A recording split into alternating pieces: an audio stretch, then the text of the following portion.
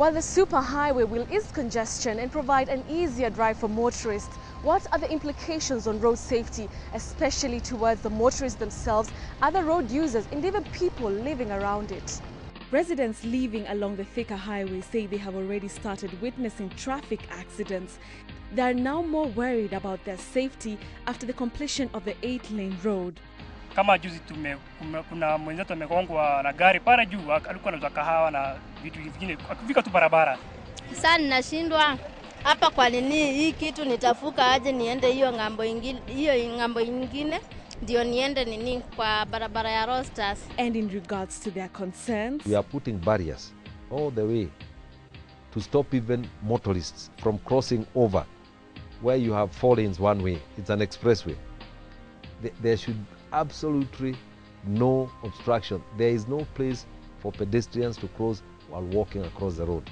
The Ministry of Roads has also structured the actual speed limits that motorists will have to adhere to once the road is in full use, so as to avoid accidents. Motorists plying Forest Road, Kariako and Muranga roads will have to travel at a minimum of 40 kilometers per hour to a desirable 80 kilometers per hour.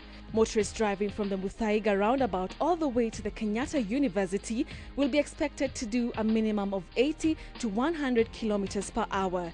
Finally, for motorists headed to Thika from the Kenyatta University using the Middle Express lane, they will have to do a minimum speed of 100 kilometers per hour. If you drive at a low speed, then it will force the police to have you arrested and be charged. Another very critical thing that we are really putting across to the government is to see to it that that highway has sufficient speed cameras. The impact of the highway is expected to be immense, and the highway being one of the projects listed in the Vision 2030, major expectations are expected to hail from it. But is it the end? If you want to go to Garissa, to Moyale, to Isiolo, that is a route.